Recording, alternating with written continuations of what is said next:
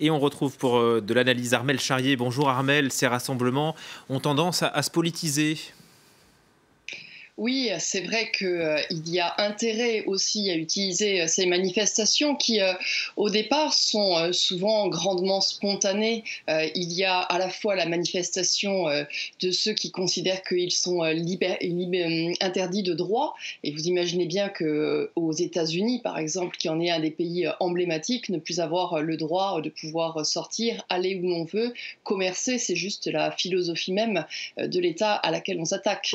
Alors il y a eu effectivement des manifestations dans ce sens-là, et puis l'autre élément effectivement qui a déclenché des manifestants, c'est même l'élément économique. Tous ces gens qui à un moment donné se sont retrouvés sans emploi, qui n'ont pas forcément d'aide de l'État, qui lorsqu'ils ont un travail qui les paye à la journée, les prive donc tout simplement de revenus.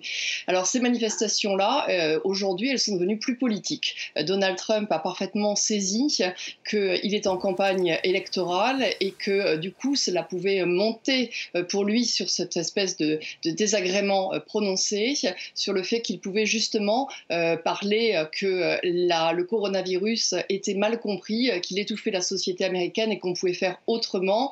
Ça lui permet aussi d'enclencher un bras de fer avec les gouverneurs qui ne sont pas forcément d'accord avec lui. Au départ c'était au Texas, maintenant on le voit dans d'autres États, le New Hampshire dernièrement. Donc tout cela est assez important.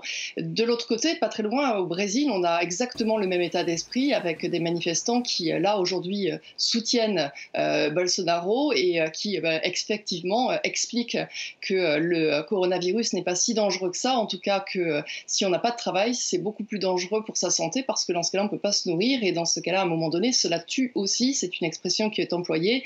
C'est juste à ce moment-là qu'on constate maintenant que le virus est le plus actif en Amérique du Sud. Donc, il faut faire quand même extrêmement attention aux discours qui sont portés par les uns et par les autres. Armelle, on a vu aussi ces mêmes images de colère en Europe, en Allemagne notamment. Oui, on les a vus aussi en Allemagne. Là encore, on a eu une Europe qui, au départ, se tenait très coite, qui a très bien respecté le confinement, particulièrement en Allemagne, hein, où il y a une tradition quand même de faire attention les uns aux autres.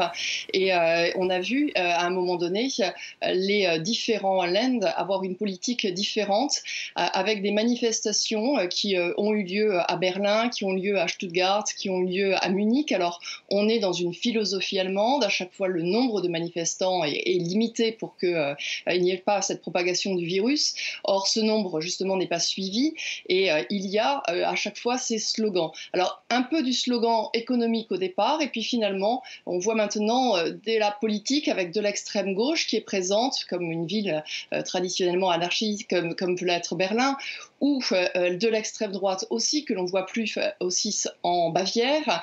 Il y a la volonté de rassembler en fait les mécontentements. L'extrême droite se veut un peu le porte-parole d'un mouvement qui dirait que le gouvernement est trop laxiste, que finalement il protège les siens, mais il ne protège pas les petits citoyens, ceux qui ont parfois du mal à pouvoir payer leur loyer et leur vie.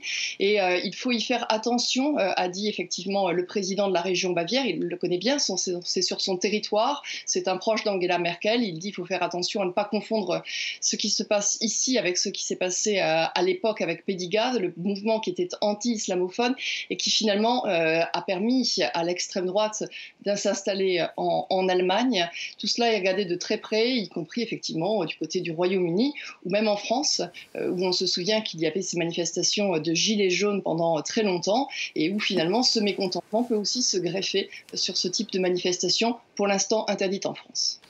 Merci beaucoup Armelle Charrier.